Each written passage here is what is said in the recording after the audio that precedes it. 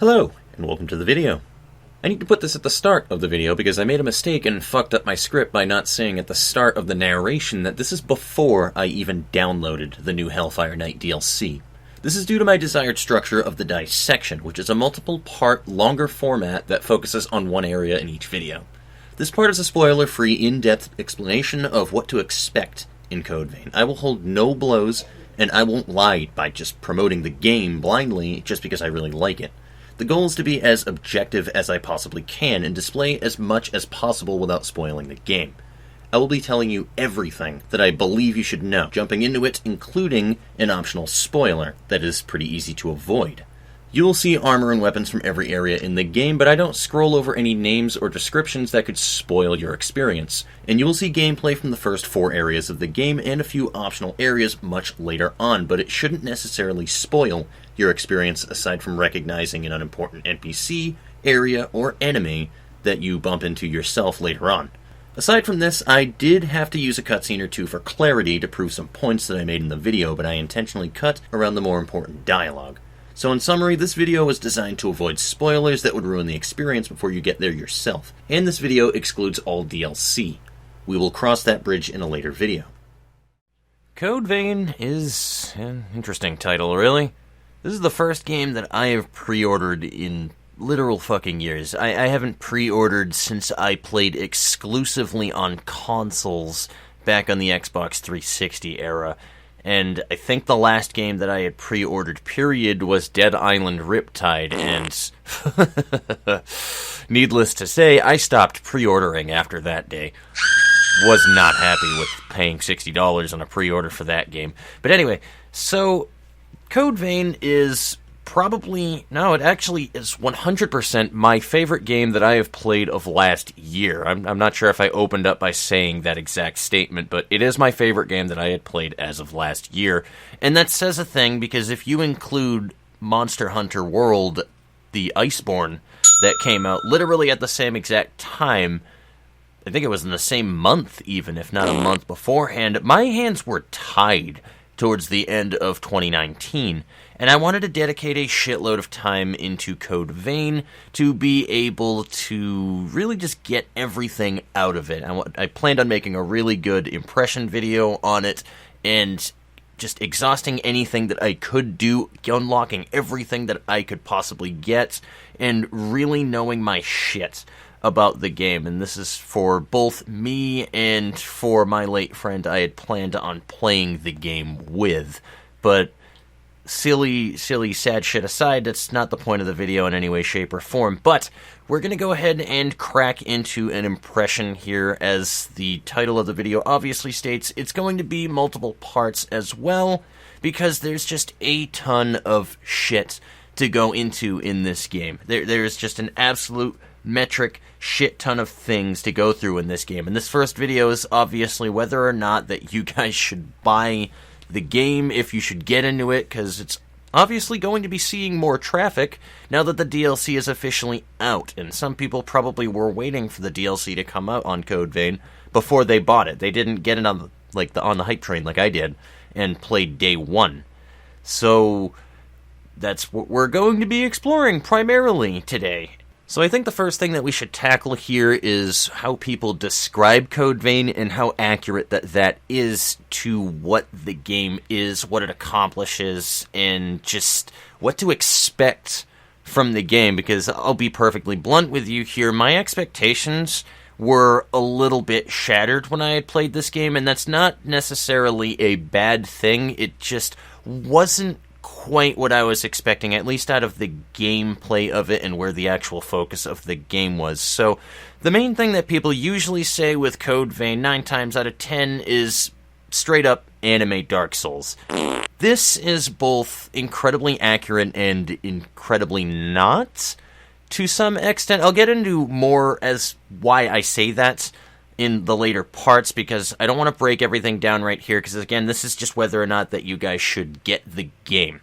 The important takeaway from what I'm saying here is that a lot of people tend to really confuse what they mean when they compare a game to Dark Souls, because there's a very big difference between it actually being like a Souls-like game and like the Soulsborne series, and the game just being difficult or unforgiving. It's actually a meme at this point to me. I have definitely done it in the videos that I've done in the past, where just because it's difficult, I'll be like, oh, well, the game is just like Dark Souls. And it's a joke. It is a literal meme, because so many people will just, that'll sputter out of their mouth. There will at least be one person in a group where there is any difficulty to a game that will say that it is just like Dark Souls. And that's the point that I'm trying to get across here.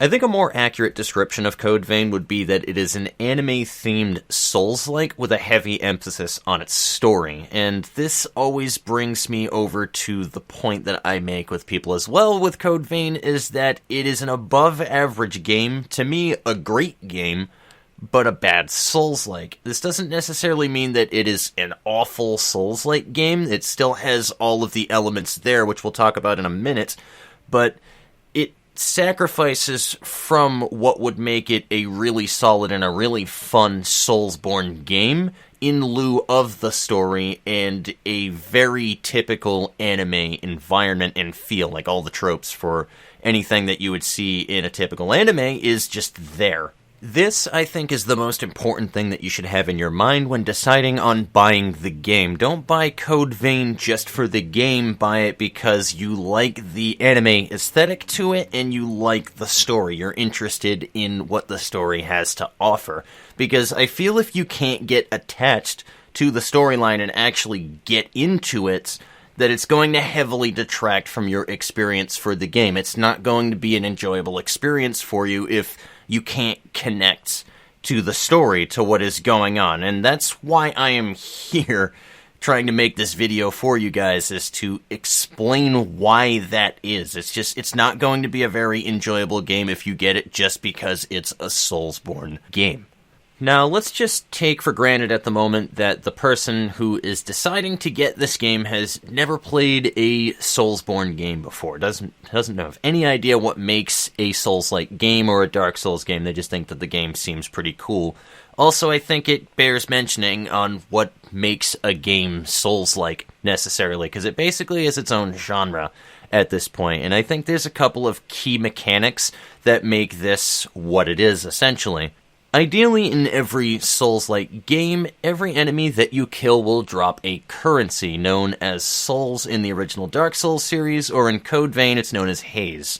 This haze can be spent to either A, level up your character, or B, to purchase certain items from a shop in the hub, or to upgrade your gear. You also require certain items that are drops from other enemies to be able to appropriately upgrade your items as well. It's not just about souls. Now, here's the thing that really is the kicker of it all. If you die at any point in the game, you will drop all of the currency that you had on your character in roughly the same spot of your character's death. It's usually a couple of steps that you were before that point, usually because of, like, internet lag and stuff, but this can also happen in single player. It's never directly where you died, or at least 9 times out of 10 it's not. This leads us to the other main mechanic of the game, which is that you will respawn at the most recent bonfire that you have touched, which in this game they are called missiles, and you will lose all of that haze that you had on the ground if you die again. So you have one chance to get it back. Multiple if you're smart and you just keep going back in multiple spurts and just back off if you think that you're going to die at any point. Sometimes shit happens and you're just going to lose your souls no matter what you fucking did anyway. The other thing that is iconic to a Souls-like game is, ideally, and it changes from time to time because the mechanics always just get tweaked from each Souls-like that you play, but when you touch a checkpoint, it will, number one, restore all of your restorables or your consumables that you have to heal your health, which in this game they are just known as regenerations. In the original Dark Souls, it was the delicious Sunny Delight, the Estus Flask. You have a certain number of charges that you can expend that essentially are a way to recover from any mistakes that you make. And if you touch a bonfire, or a checkpoint rather, a missile in this game, to restore all of your regenerations, it will also bring back any enemies in the zone that you had already killed. They will respawn. So the entire game is kind of just a push and pull of, do you risk it and continue forward with the healing that you have?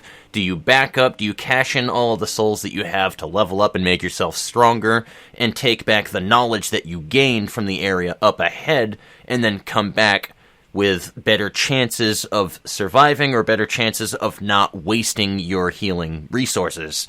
And this is all part of the integral Dark Souls experience here that I'm talking about. Everybody knows this for the most part. But here's something that I think a lot of people might not know about Souls-like games, and this is two main misconceptions from both sides of the fence. One from fans within the series, and one from people who are not so much fans and just have not really gotten into the series or gotten into Souls-like games as a whole. We're going to start with from within the community, and a lot of people will always fucking argue with you, and this is dead-ass wrong, that Soulsborne games or Souls-like games or just the Dark Souls franchise as a whole is like a totally fair game. It's just very interesting and you feel very rewarded because the game puts it on the player. It's entirely on the player. It's never the game's fault in any way, shape, or form, and this is bullshit. This is absolute 100% poppycock. These games are intentionally pitted against the player in every way, shape, or form. They are designed from the ground up to be a constant uphill battle with odds that are fucking intentionally stacked against you. These games are made this way because it is meant to incite two different types of reactions. One of two different types, that is. The first and foremost, and probably one of the more common, is that it is incredibly grating and infuriating. And it will make you want to put the game down, or not play it, or think that the game is impossible, or unbeatable. This is very common, and you go into a lot of different sprees between this. What the hell is going on? What the hell is going on? And then the second ladder reaction to the game, which is the typical gamer mentality coming out. I will not be defeated by this fucking video game. I will beat this game if it kills me.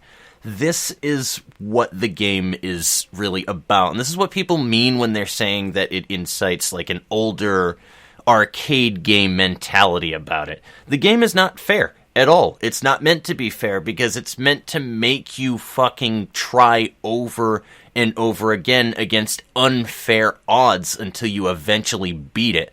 These games are incredibly competitive. If it's not against another player, it is competition with yourself or the game to learn it, to become better, to understand attack patterns, to get iframing, to know what gear or what options work better in certain situations to overcome the trials that are in your way. It's not about fairness in any way, shape, or form. It's about you will not be defeated by this game. This, I think, is the other important question you should ask yourself on whether or not that you get Code Vein. Are you a competitive gamer? You don't need to be over-the-top competitive, but do you play games strictly 100% for fun and enjoyment? Or can you handle actually playing a game and trying to better yourself, to understand the game better and to be a better player, even if it's against unfair odds? Most people will easily argue that Code Vein is Dark Souls light. It is easier than other Soulsborne games without a doubt because of the follower system. Your followers and AI partners in the game are surprisingly really fucking competent. I have had a number of AI companions solo fights for me while I'm getting my ass slapped in the corner of the room. It happens. But this is still an aspect of the game regardless. It's still going to exist whether or not that you like it. So remember that when going forward. So in summary, Souls-like games are not fair. Code Vein is not fair. Everybody should stop saying that Soulsborne games are fucking fair. It's just such an incorrect statement to make.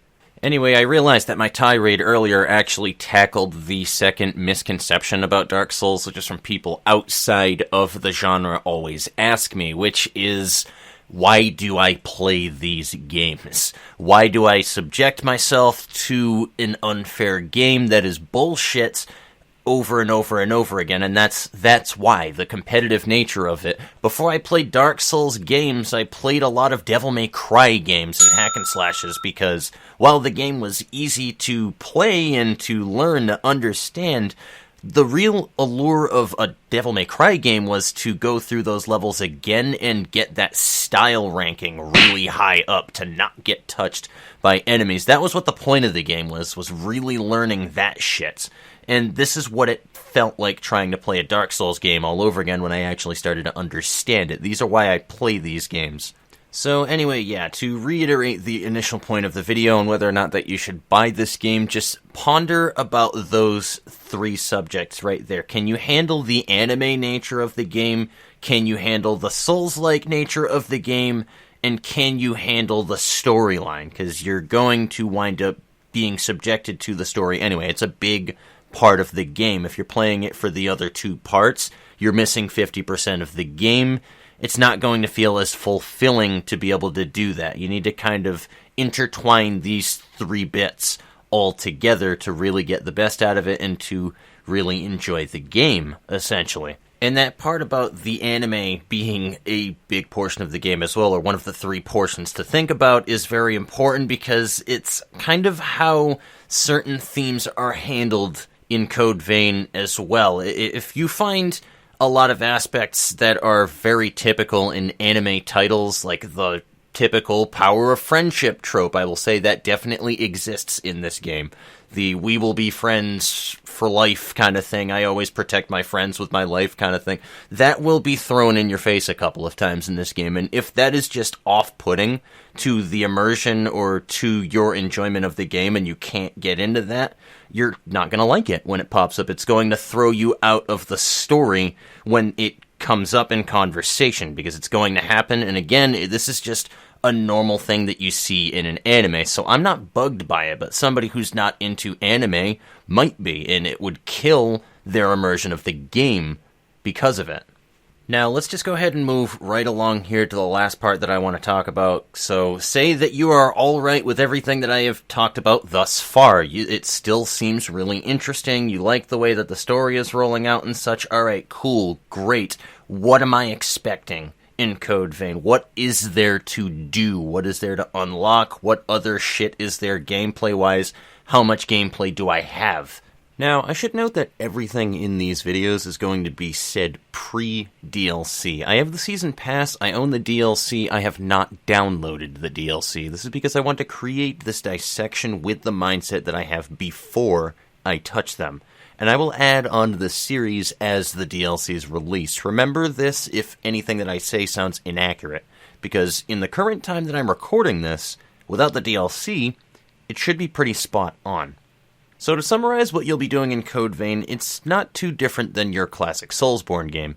You will navigate from checkpoint to checkpoint, progressing each map in a mostly linear order. As you progress the game, you will also come across these blinking red objects that are called vestiges. These items are explained in detail through natural story progression. They aren't just sitting in the game because you're playing a game and they need to be there. In fact, that's actually one of the strengths of Code Vein, is how well the story ties into the gameplay. And to avoid spoiling the game story for you, let me just say to pay attention to which bosses in the game drop which vestige cores. That's actually important. These vestiges will be collected to obtain cutscenes, which will slowly uncover more and more of the story. This is where most of the game's real time and effort went into place, by the way. The early game, you will be getting a shitload of these vestiges on top of having more cutscenes than the later parts of the game, so be prepared for a lot of early game exposition. This is done for a reason, so try your best to keep paying attention to the cutscenes to get the most out of it.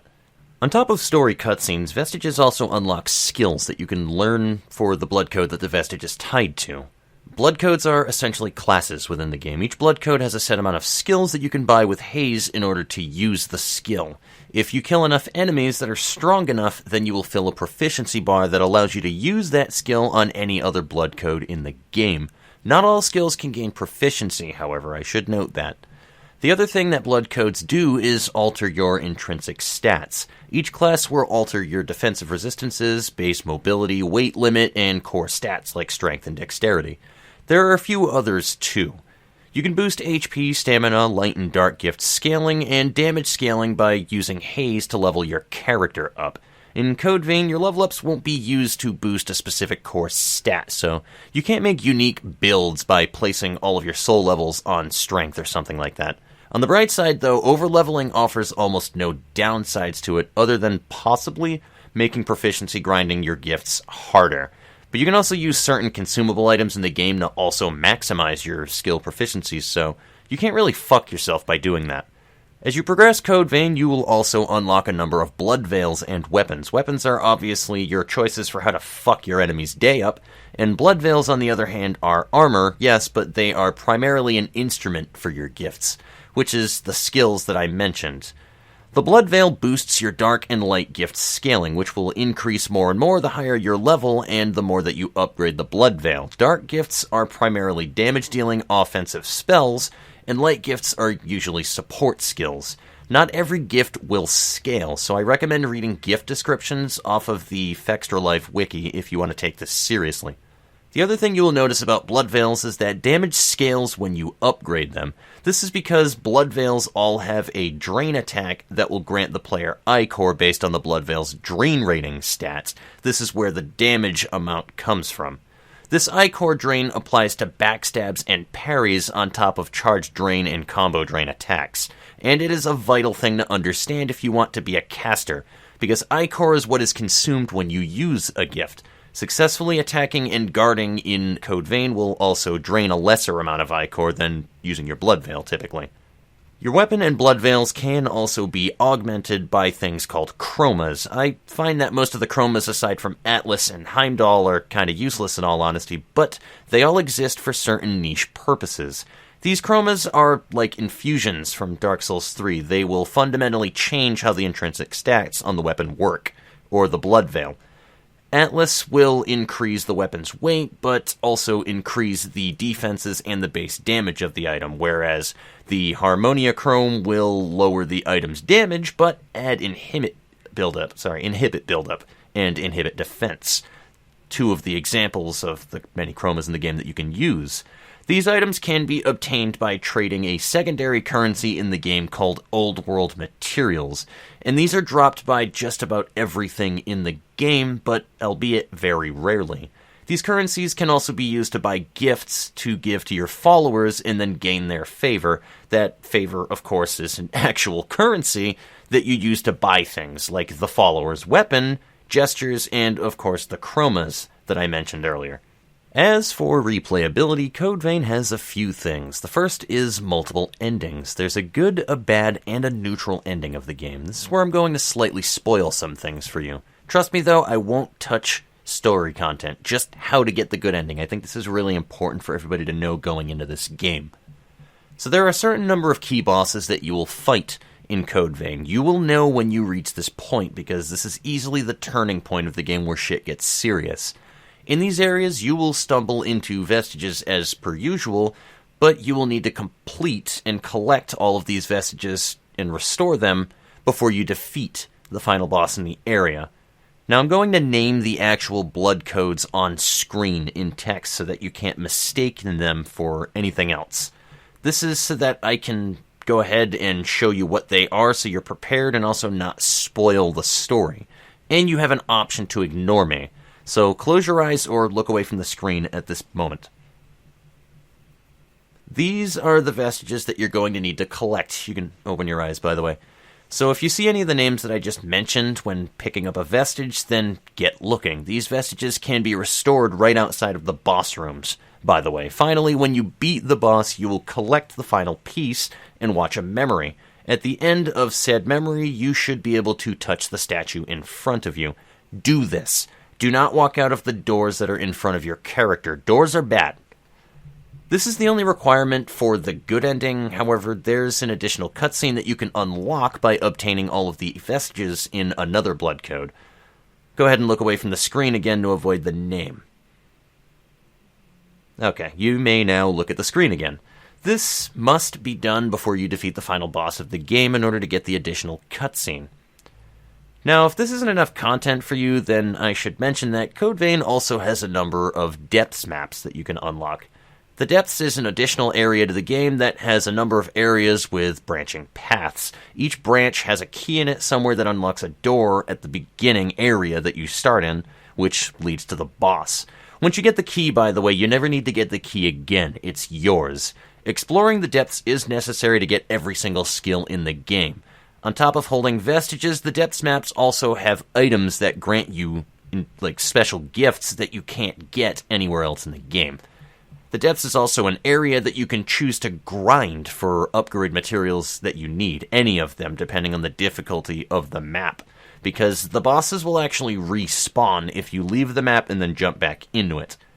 On top of this, a month or two ago, Bandai released a patch with 3 tower maps that have multiple levels and 2 bosses. Clearing these maps will give you some pretty neat gifts, as well as being a good spot to grind honor medals, which are a collectible that you obtain through successful co-op with other human players in the game. Yes, Code Vein is optionally a cooperative game if you choose to match with other people, and as I just said, there's a reward system that lets you unlock titles and emblems that go on your character name on the side of the screen, as well as a gift. The co-op is a big reason why I really enjoy Souls-like games, although beware, as the netcode is known to be a bit jittery at times in Code Vein. It's much better than the multiplayer was around October, but this game is definitely not as polished with multiplayer as Dark Souls 3. And that says a thing. That game is known for being really laggy. Just Dark Souls as a whole. The other aspect about Code Vein that gives it replay value is, of course, New Game Plus. This is a completely voluntary option. You don't get thrown in a New Game Plus the moment that you beat the game. You have to choose to walk through this door once you beat the final boss. When you New Game Plus, you also have the option to increase the difficulty a notch. This feature is the main reason I wanted to hold off on this dissection, because I was still preparing my anus for the New Game Plus difficulty. The tower maps that I had mentioned before, by the way, are actually set to the next tier of difficulty, so the tower is New Game Plus for me, and a New Game Plus character would enter the tower at New Game Plus Plus, so on and so forth. This is an excellent way to gauge how well that you can handle a difficulty increase as well. The worst case scenario, if you really fuck up and increase the difficulty in New Game Plus and just realize that it was way too much for you, they recently added an option to revert the difficulty back via a shiny on the ground in a starting cave at the very beginning. So all is not lost yet.